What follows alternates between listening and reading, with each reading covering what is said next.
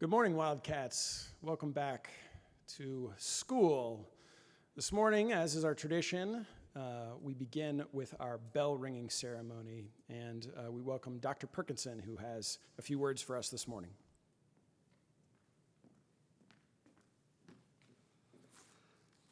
Morning. Yeah, that's what I thought. Welcome back. I cannot tell you how great it is to see people back on campus. It makes the campus come alive. Many of us have been on campus really all the way back to June 1st, but I don't think I realized how much I missed the feel of this place when students are around and teachers are around and classes are going on. I hope you feel the same in the midst of this weirdness. By now, I suspect you're already sick and tired of hearing about how unique these circumstances are and how unprecedented things are and how unusual this return to campus is. I am sick and tired of hearing it myself. Things are different. They're weird. I'm sitting here in the room with 1, 2, 3, 4, 5, 6, 7, 8, 9, 10, 11, 12, 13, 14 sixth graders and Mr. Vano in a room that's usually filled. We don't get to have the whole school together. In fact, not only do we have this, we have the constant visual reminders of our mask and physical distancing and our hand sanitizing stations, and the list goes on. We don't need to be reminded of how unusual this is. So this morning, as we gather to celebrate the start of another school year, I'd actually like us to think about something else. I'd like us to think about how things are actually the same. How they are actually the same. For me, there's something comforting in thinking about that. Thinking about what's not changed. What comes to mind for you? Did you have your typical first day of school butterflies? Did you have your typical first day of school dread, getting up out of bed for the first time on a timetable? You might think about how you were excited to come back to school. You might think about what you missed most about being apart last spring or over the summer.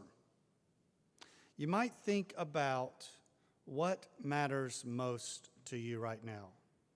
In the midst of everything else, what matters most?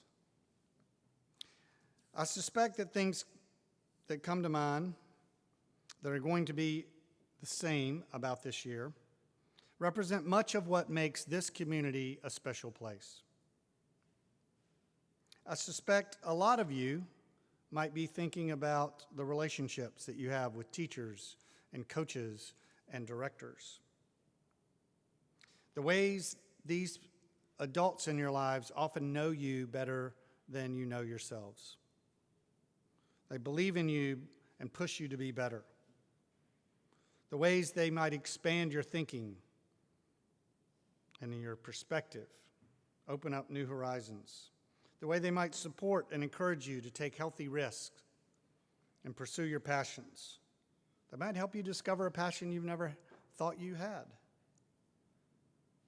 These teachers and mentors and coaches and directors, they care deeply about your success. That matters. Whether we have all of this other stuff, mask and social distancing and whatnot, the relationships matter.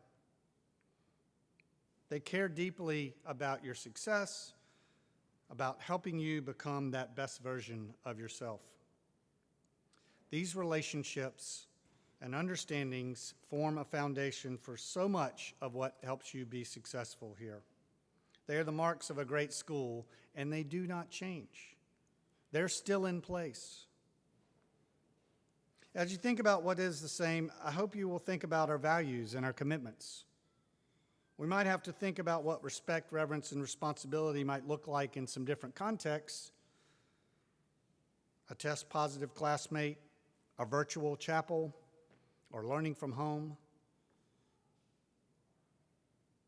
being respectful, being reverent, and being responsibility takes on a whole new meaning in those contexts, but they're still the same values. We might need to bring extra sensitivity or a more critical eye to our interactions with one another in the midst of our desire to ensure every member of our community feels welcome, included, and appreciated. We might need to be even more committed to upholding the highest ideals of honor when it might be easier to go the other direction. But the core of our values and the commitments are the same. There is something comforting in that. And finally, I suspect maybe the first thing that you all thought about was the relationships you have with your classmates, your friends that you may not have spent as much time with over the summer or back since March. These are one of the things you probably miss the most. But don't forget about your new friends, our new students, those that maybe you haven't been as connected to. Make sure that they're included as well.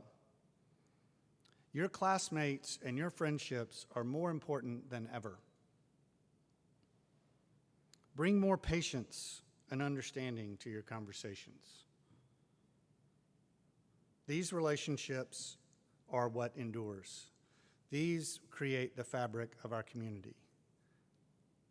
This importance doesn't change. So I challenge you to look around today and the coming days until we get used to this new set of circumstances and see what is actually the same.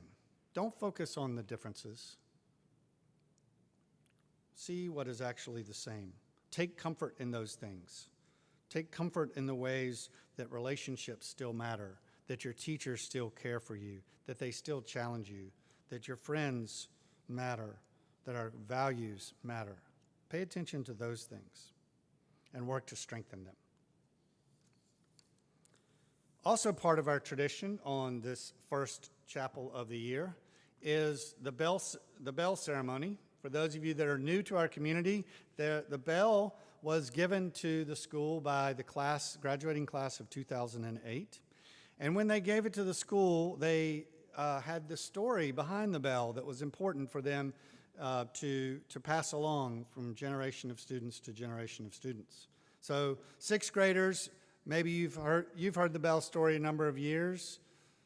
12th graders, you've heard this story for a lot of years.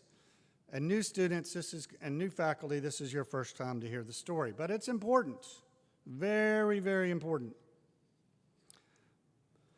Seniors, this is one of those first moments of your senior year. You had a taste of it with the blazer ceremony yesterday. You had a taste of it with the Chick-fil-A breakfast the parents provided this morning. But this is one of those first official events of your senior year. First of many that will point to your graduation in May. So we're going to end up ringing the bell as a salute to you. So here's the story of the bell. It was given to the school, as I said, by the class of 2008, and it dates back to the 19th century and was once used in a North Dakota schoolhouse. It came to Episcopal with the following conditions. Very important, you have to pay attention to these. The bell is to be rung only 3 occasions during the school year. First, the current head of school will ring the bell on opening day. That's me, that's why I'm here. Second, each senior will ring the bell as he or she enters the commencement ceremony. And finally, to mark the conclusion of commencement, an alum will ring the bell when the time has come for our newest graduates to toss their graduation caps into the air. And now the story of the bell. Long time ago, in a land far, far away, the North Dakota school community that first had this bell also had these same traditions. To ensure that these traditions would always be honored, the bell was enchanted with magic dust. Now, I'm sure you're wondering, does the magic dust actually work? We have real proof this year. Well, several years after the bell was installed in the North Dakota schoolhouse, we're told that a precocious little boy named Corin Ravarus thought it would be fun to ring the bell, and even though he fully understood the power of the magic dust. Now, one fateful day, little Corin simply could not resist, and he rang the bell at an inappropriate time. And after the final peal dissipated, Corin Ravarus started showing up everywhere. He showed up in all parts of the world. Word of the spread of the appearances of Corin Ravarus were met with a variety of reactions. Some doubted the tales and the sightings. Others became fearful. People began to stay in their homes. School campuses closed. Scientists began to research the phenomenon. They learned all kinds of things about the spread of Corin Ravarus. Of all things, they learned that if people wash and sanitize their hands, wear masks, and remain 6 feet apart, that Corin Ravarus did not show up as much. As it turns out, they learned that wildcats were able to adapt quite well to the uncertainty caused by the spread of Corin Ravarus. Wildcats learned how to do school while making adjustments. They developed new skills and learned to connect with one another in new ways. They learned that working together and leaning on one another, wildcats were ready for anything. What became of little Corin? That story is still being written. But we know how it will end. Things will return to normal. Sightings of Corin Ravarus will dissipate. Wildcats will emerge from behind their mask, stronger and better prepared for whatever comes their way. But let his tragic fate be a cautionary warning to anyone who thinks about ringing the bell at any time other than those 3 traditional occasions.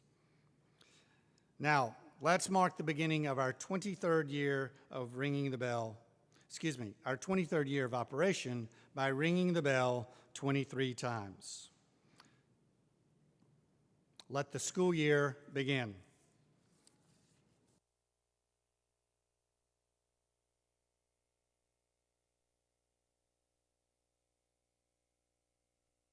School year.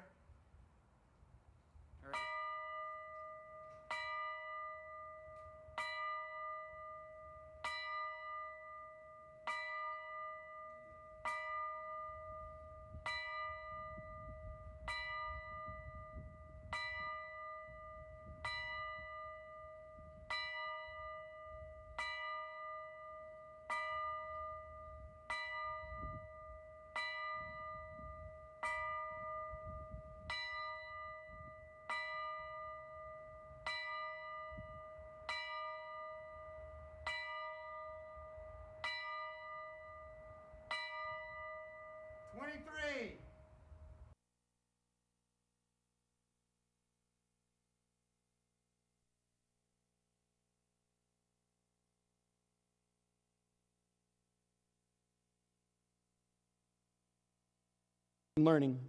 Keep us ever mindful of the honor of our callings so that we act with integrity. Turn our eyes inward to focus on the Spirit and outward to see our obligations in the world, and bring us to the end of this day with a sense of fulfillment in our tasks well done. Amen. Have a great day, Wildcats.